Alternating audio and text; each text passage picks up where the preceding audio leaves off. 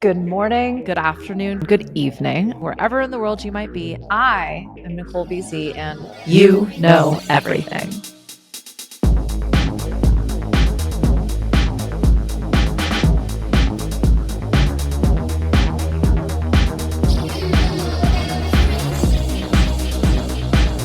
Well, this is going to be a fun one. If you saw the title, Surviving the Apocalypse, it felt like this really needed to happen. And in fact, I actually recorded the episode that is going to come out with this one. I mean, next week, but whatever. As a 2-part series. I recorded that one first, but it felt like such a big bite. I felt like we needed an app to make this a slightly more digestible meal. And I understand I'm not the only one going on about this right now.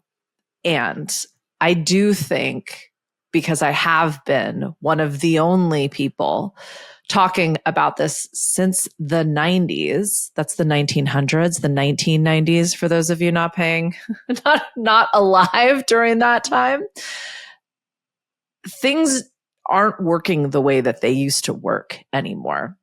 And we all continue to talk about that, but there's very little people doing anything about that. And I know that because I was just in an incubator with 200 people, 200 brilliant minds who all came together to talk about what I have been fondly referring to it as for 20 years, New World business building, 21st century business. And all I heard were questions, like literally, how might we ... And that's awesome. Like super creative, beautiful, brilliant, like I said, heartfelt, intuitive prompts.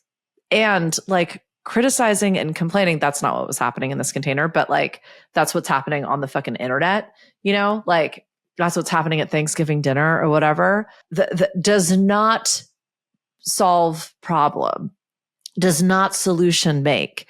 And it's really easy to look around and go, well, this shit isn't working anymore. But I challenge you, my friend, to create the new thing. So that's what we're going to be talking about in this episode and the next episode. So first and foremost, how to survive the apocalypse, but then secondly, how to thrive in the apocalypse. And nothing I'm going to share is going to blow your mind.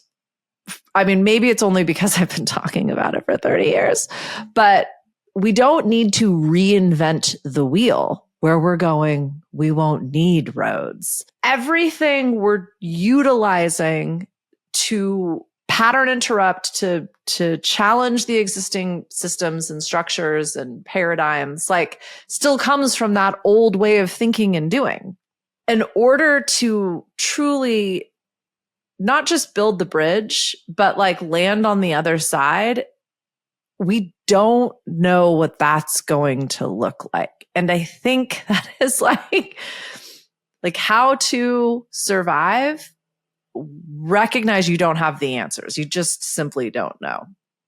Someone asked me recently, what are my next goals and aspirations? And I said, I'm struggling to figure out what next week is going to look like. I know what I need to do in order for next week to be better than bad.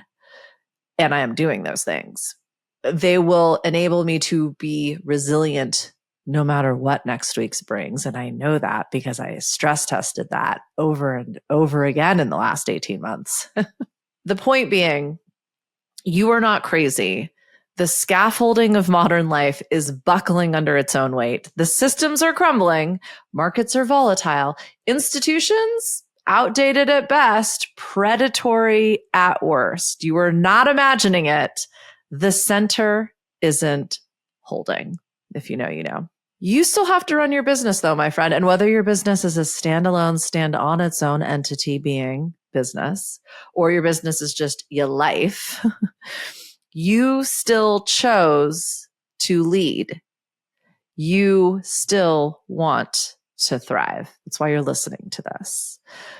So hopefully what I can offer you today is an operating manual for an unstable world. Survival isn't about safety. It's about adaptability. And in fact, it might look real unsafe sometimes. Everything that held us together is coming undone. And that's the point. This doesn't have to be doom and gloom. And I know I've harped on about this a lot, and thank you for listening. But I've been acutely aware of the fact that we look at the world through our own glasses, right? If you've done the energy leadership index with me, you know, like I talk about the different energy levels, like being a different pair of glasses. And if I'm looking for hope and connection, I'm going to put on my level 4 glasses. If I want to really tap into some beautiful, brilliant ideas and co-creation and trust and faith, I'm going to put on my level 6 glasses. If I'm feeling like I don't know what to do and I'm scared and I'm being victimized, I'm wearing my level 1 glasses. During the hurricane that just happened here, I experienced a lot of trauma. I couldn't leave my home. I was trapped. I had no access to food or water or car. I was completely alone. I then experienced loss of home and shelter and income, and like it was apocalyptic for me. Fast forward about 6 weeks. I'm meeting new people, and some of whom it wasn't even a blip on their radar. They'd lost no power, no water, no job, no home, no interruption. Their kids' schools didn't close. Like they were a couple, they were maybe about 15 miles from me. And their reality was great. They were having a beautiful fall season. My reality had literally crumbled. But like we're in the same physical space.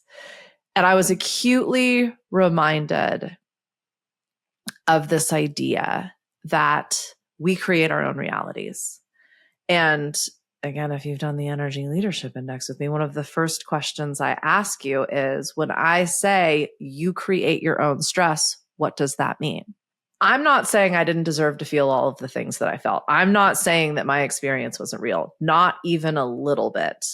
What I am saying is that I went through a thing, and that was a choice. I don't know how much I've talked about this, but friends of mine lost their home in the LA fires that happened whenever you're listening to this in January of 2025. Big, beautiful home in the Palisades, which if you know, you know. And they've stayed in one of my homes in a different place many, many a time. I mean, we're family. And so my girlfriend called me driving south from the fires, a disaster, saying, I can't get online. I don't know if I have a home. I don't know where what my husband's doing. The cells towers are down. Like, can you help? I had called her almost 3 months to the day, driving south, saying, I don't, that was after the storm, but I was driving out of where the storm was to try and get like to internet and electricity and water so that I could work. So I could do this and leave a very traumatized episode up online. I have not watched that one back, but it's there if you're curious what trauma looks like, what PTSD, acute PTSD looks like and sounds like. And had, a very similar conversation. I've not been on the internet. I don't know what's happening. I've lost a home. I don't know what I'm going to do, so on and so forth. So I've spent 6 months in like a healing and recovery process. I've been taking it one day at a time. I've been doing what I can. I've definitely not been like beating myself up or anyone else that's gotten in my way to like rebuild, right, and recover. My friends have had a different approach. And without telling their story, because I don't have permission to do that, let's just say they have a new beautiful home. Their kids didn't miss a beat when it came to school. They have started over in a new place. He's got his new office and his new team, and she is meeting new friends and making it work. And they didn't skip a beat. And they accepted help. They received support, and they bulldozed through it. And that was their reality. And it helped me again see we all have choice and agency, even in the apocalypse. Even though all this shit is happening to us, we get to choose how we respond. Now, sometimes we're going to react unconsciously. And even in that response, once we have awareness around it, which I talked about in the last episode, but once we recognize, oh, this was a reaction, there's another choice there. If you can master this agency, this choice, what I'm going to talk about in this episode is this adaptability. You can make the pivot your playpen. You won't just survive this collapse. You will shape what comes next. So with that, and what I spend a lot of time talking about is enabling people to see the old programming, the wire behind the walls, the wiring behind the walls, the matrix, if you will, so that they can then go, oh, right, this worked. This might not work anymore.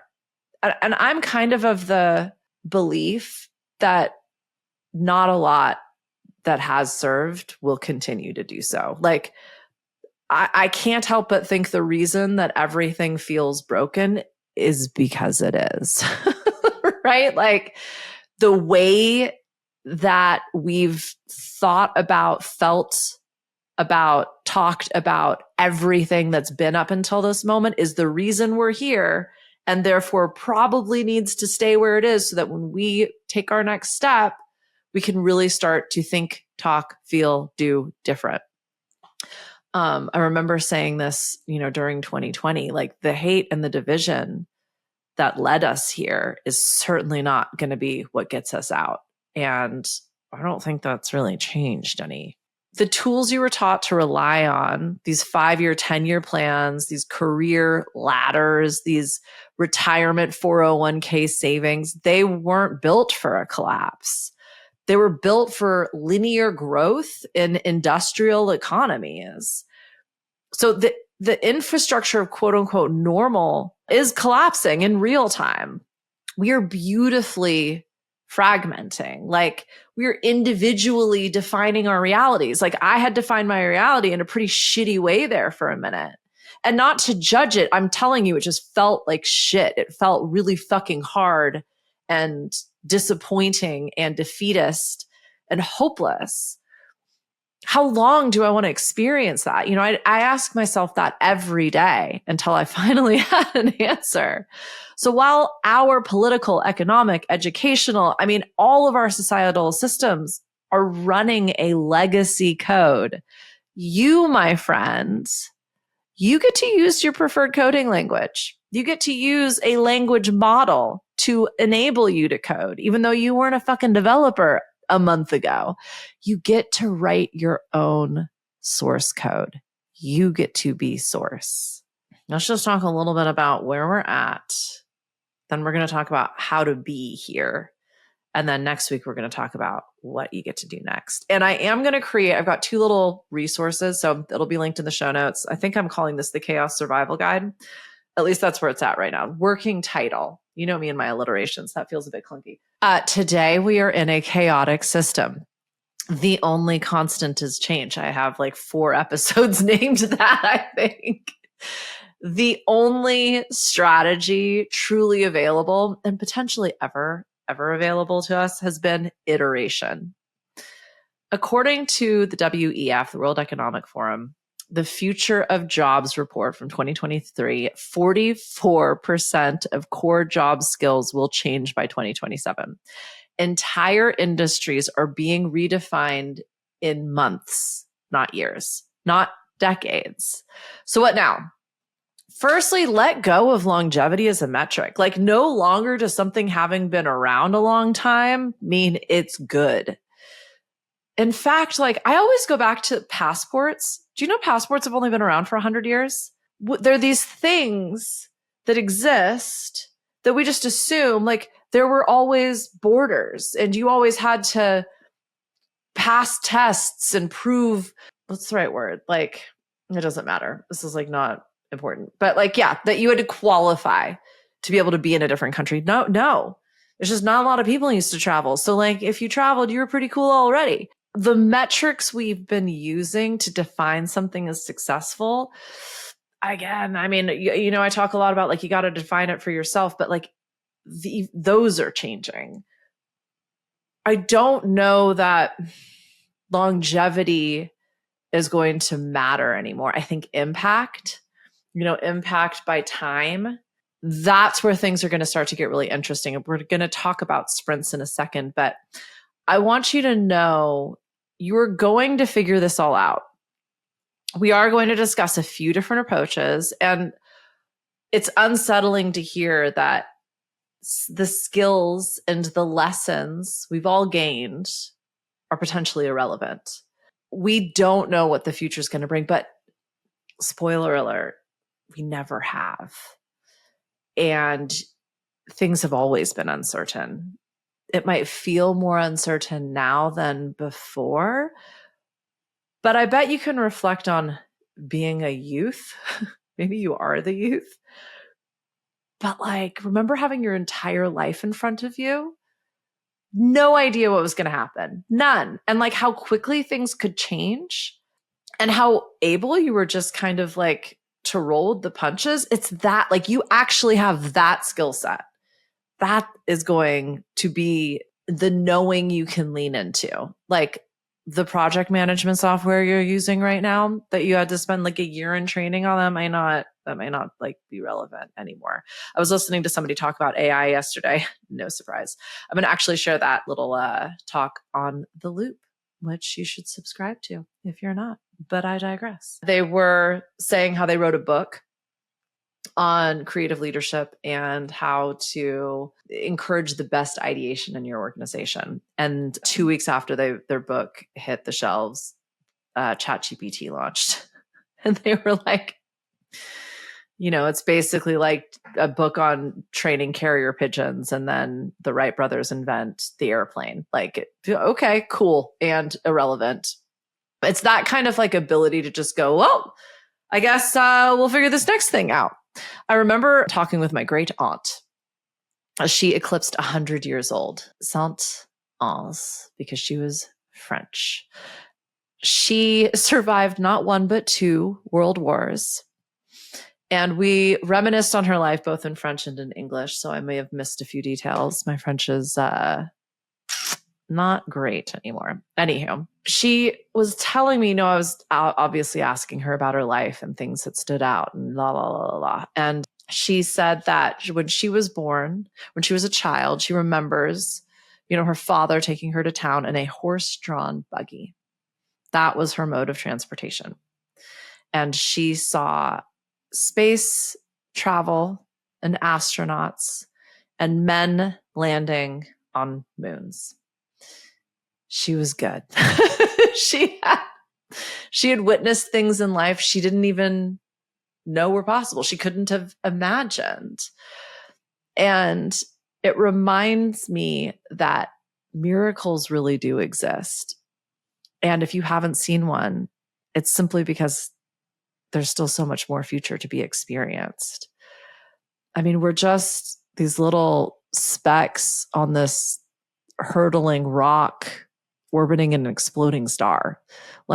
Truly anything could happen. And the world has seen empires fall and political systems transform and currencies come and go. And none of these evolutions came without disruption.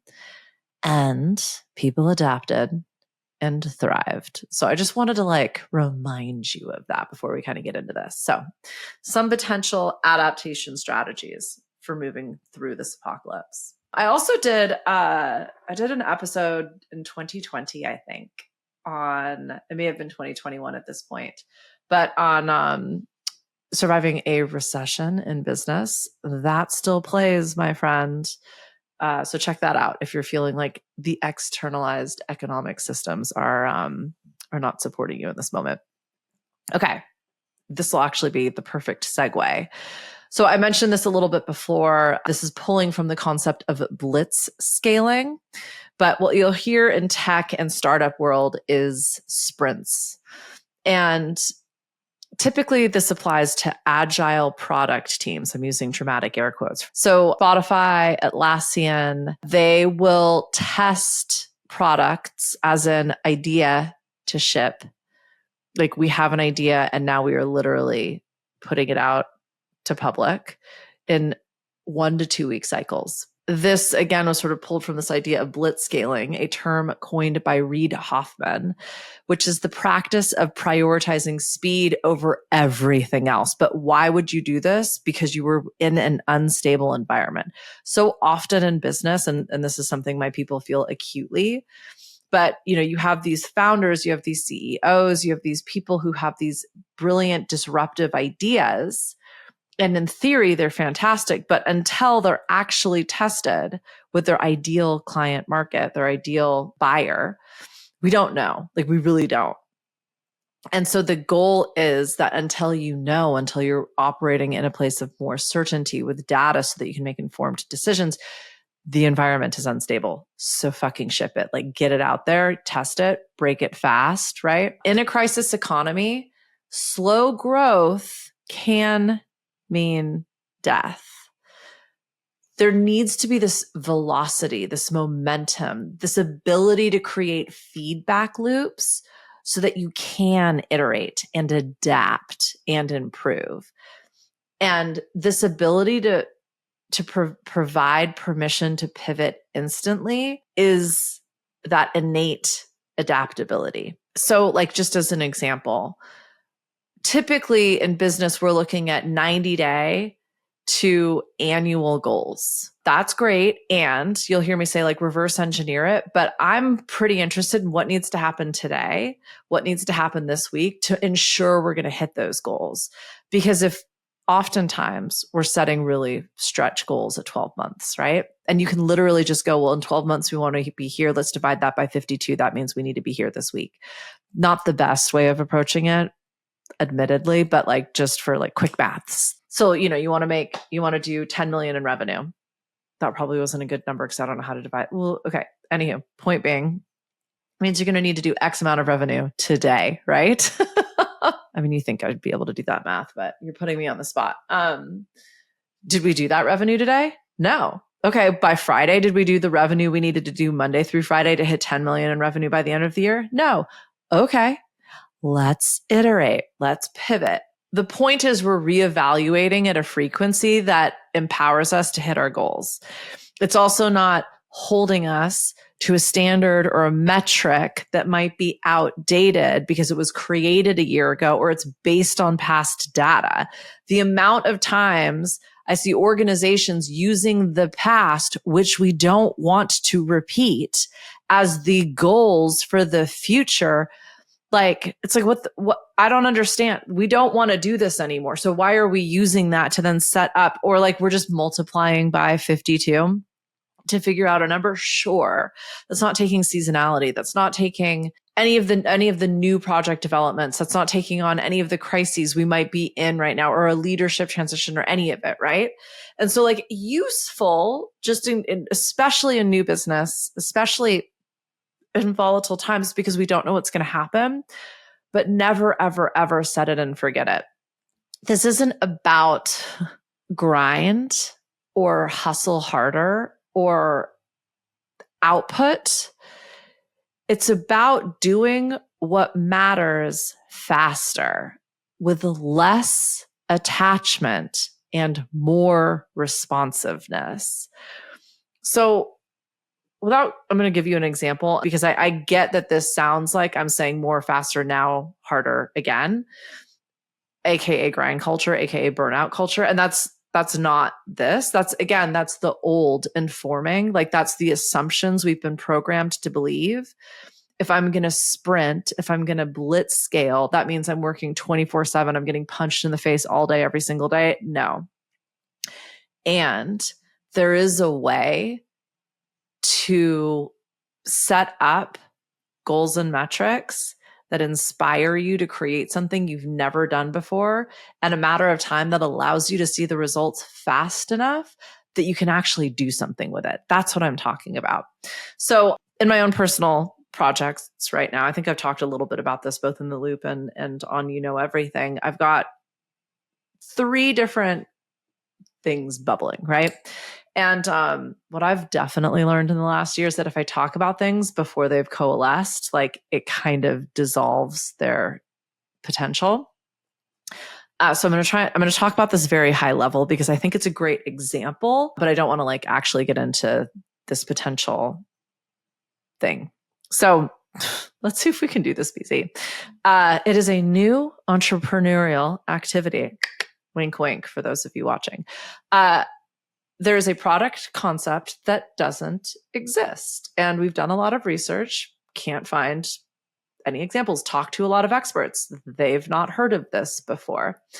So that means we get to build it from scratch. It's so exciting. But it also means I'm talking to producers, manufacturers, warehousers, distributors, platforms, none of whom know if they can do what we need. Now, I can give them examples of what they already do and say, that's what I'm looking for.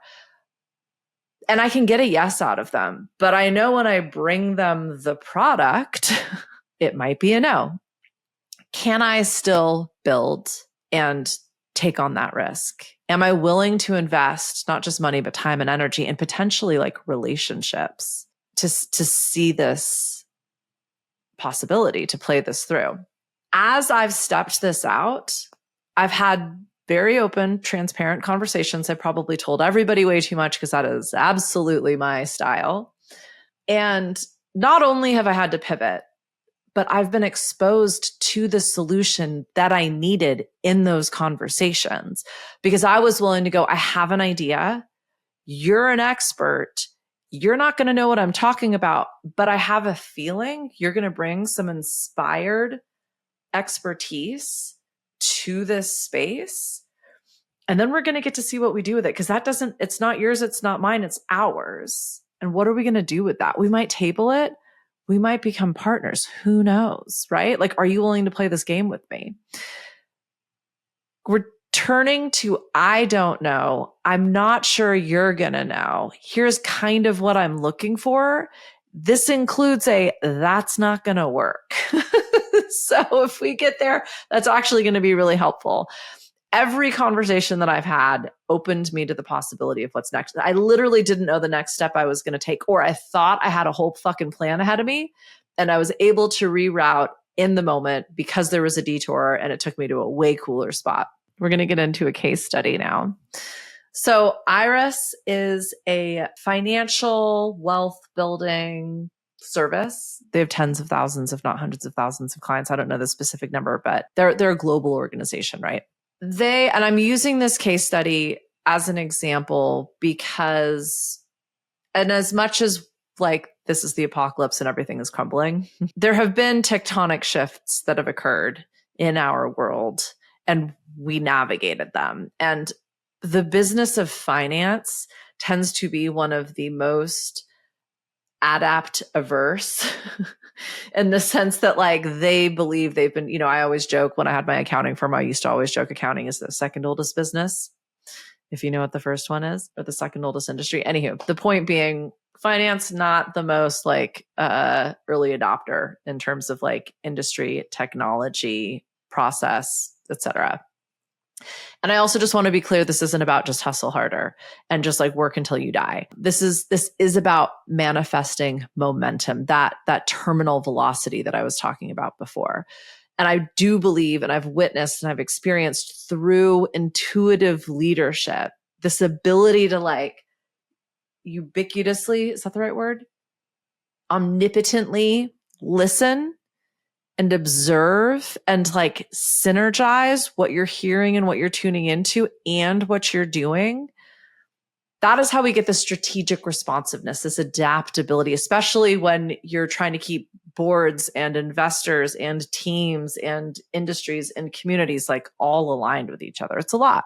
I was thinking about like a metaphor, and it's like a long hike with a lot of elevation gain.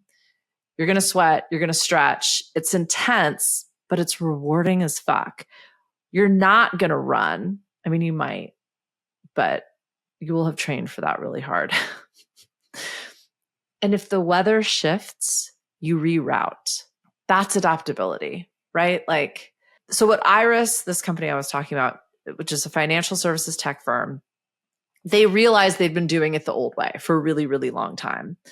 They had tens of thousands of support tickets. They had hundreds of different admins. They were stuck in these clunky systems and on-premise at office tech. And this is mid like 2015s when they tackled this. So pre-pandemic. And everything was just bottlenecking and getting slowed down.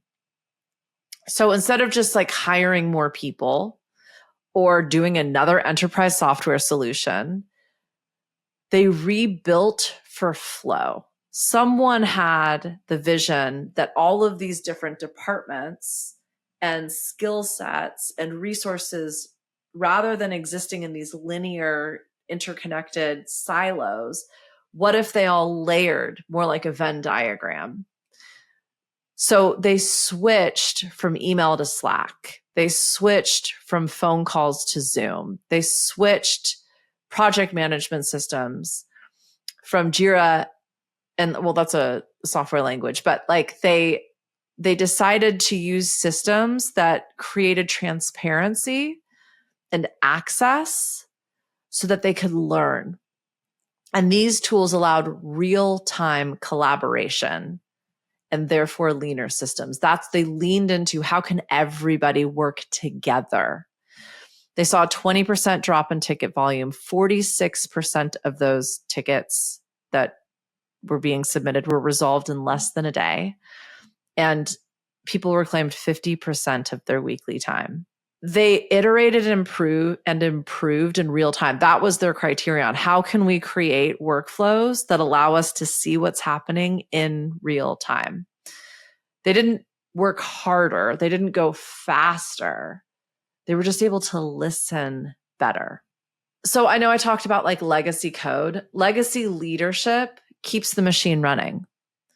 Adaptive leadership builds what's next. So the leaders who are going to thrive, they operate from that level 6 state of being. That energy that goes, I know we're going to figure this out. I know things are only going to get better. It might be kind of hard right now, but that's because I'm in the challenge. I'm on that elevation game part of the hike. And all I have to do is put one foot in front of the other, check the trail map, check the apps, have a snack, and keep going. Traditional structures resist collapse. That resistance is the very thing that breaks them.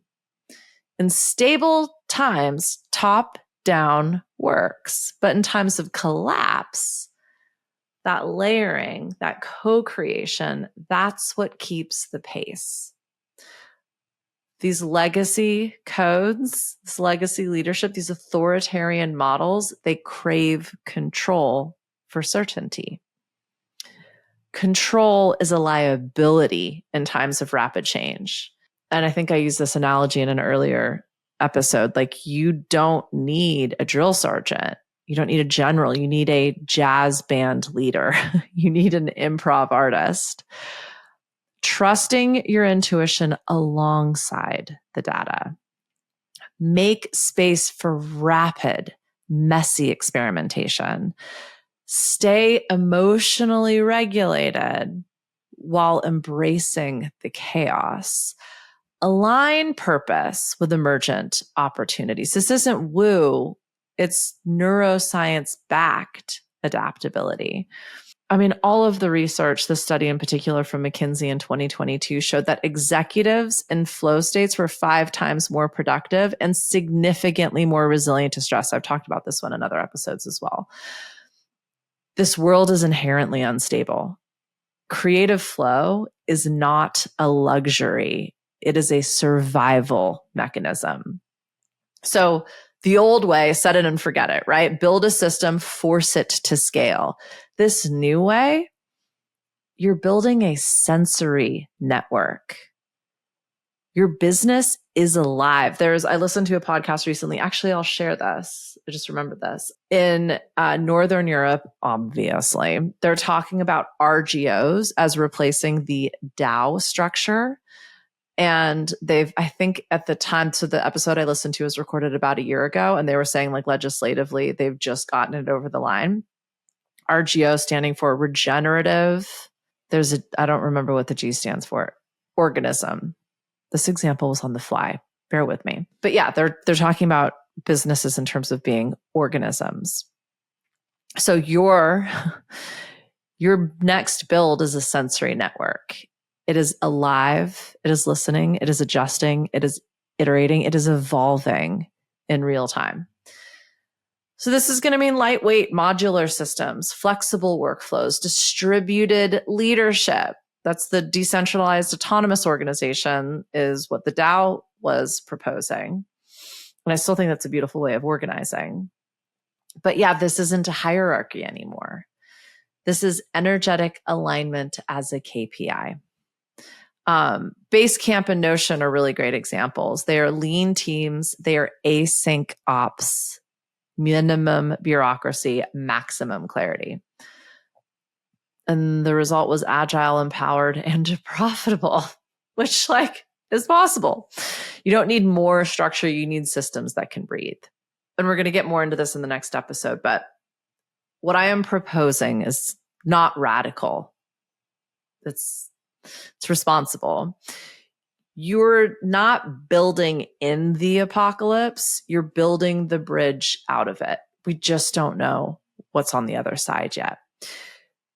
You can't use the past to predict the future. You can use the present to prototype it.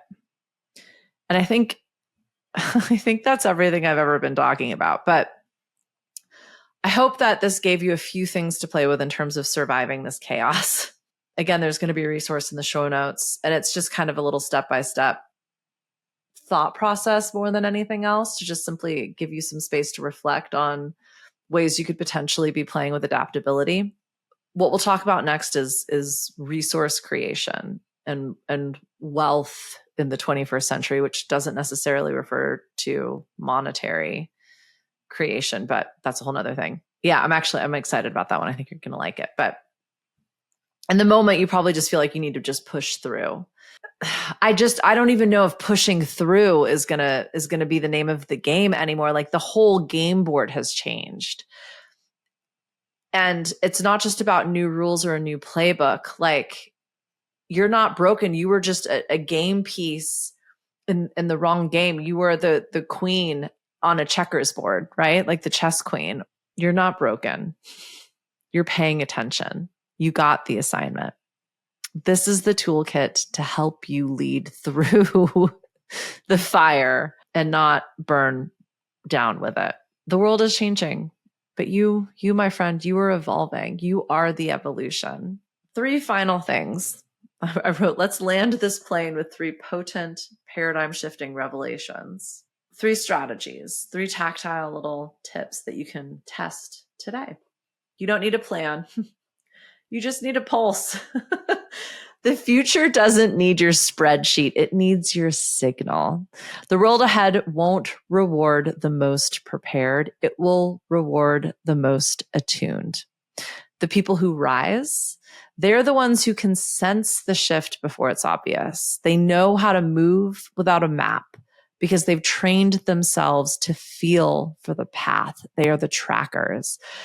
Adaptability, the pivot. I made an episode in 2020 called Don't Believe the Hype.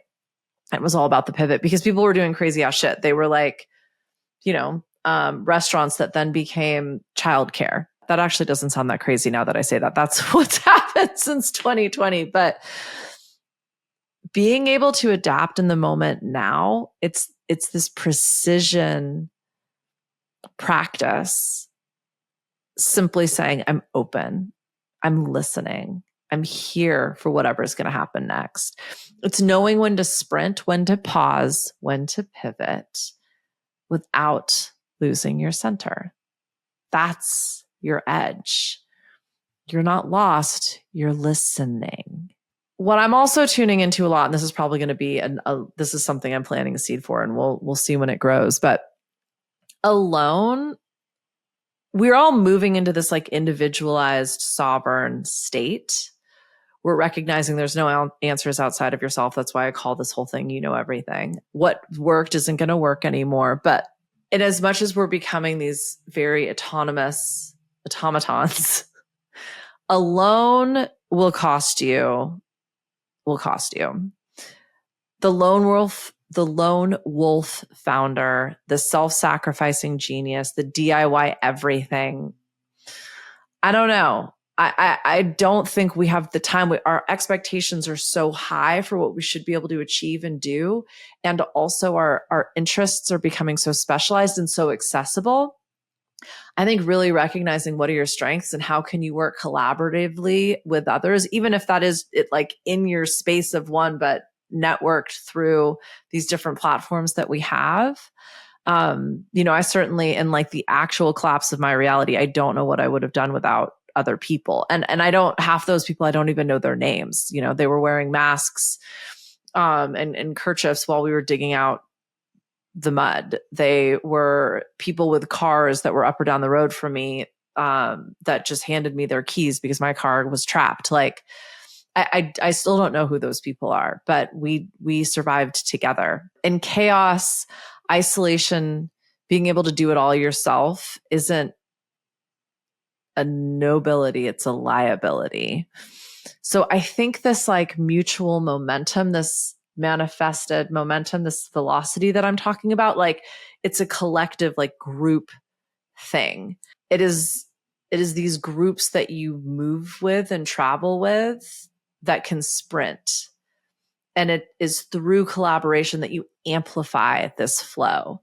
And so in building these systems of the future that support evolution, just check your ego. I have a lot of stories around being a lone wolf. I have a lot of attachment to being unique and an individual. So I'm right there with you. And, if you want to go fast, go alone. If you want to go far, go with others. Just recognize this is kind of like the last episode that I recorded about mothering. Like, where are you white knuckling or holding on to something that just isn't yours anymore? And someone else, probably far more adept, could pick it up and walk with you, if not run. I think the fastest way through this evolution is with this collective rhythm, this shared journey. I don't know what that means specifically, to be perfectly clear. I think, when I look at how organizations are building, it's no longer these corporate structures, it's these siloed teams.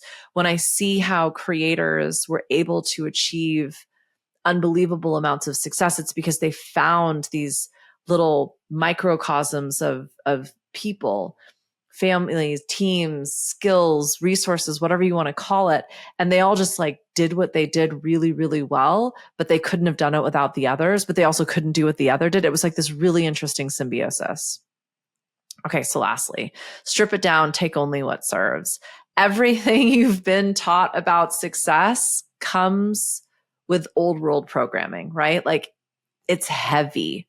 The metrics, they just don't matter like they used to. I think they're helpful in terms of like this idea of iterating and improving, but they're not the definition of success anymore. Systems that can't like flex and adapt won't work. Full stop. Strategies that were built for this like linear industrial economic climate, like they just don't exist any longer. So to build this bridge out of the collapse, you can't carry the same tools, bring the same knowledge. Like that legacy code is broken, right? It's like you're being asked to steal the fire, so that you can light the way and leave the rest behind. And I don't want to, it like feels almost like a saboteur, but I think this is actually sovereignty. Like it's being willing to break everything that was and then scavenge what will be useful to create something completely new. Adaptability isn't like the name of the game. It's not the end goal. It's the beginning of mastery. And I was joking about that word before, Jedi mastery. Let's just, anywho. This is the bridge. Once you cross it, you will discover all that you seek and desire. All of those old goals, you're still able. I'm not saying everything you've ever wanted is gone. I'm just saying it's going to be different. And it is on the other side of this bridge. None of it will be permanent in the way that we've expected it to be, but it'll be aligned. It'll be alive. It'll be the future. So, I'll stop speaking in such general terms in the next episode. I promise. I'll see you there. Catch me outside. Well, in the second part of this series.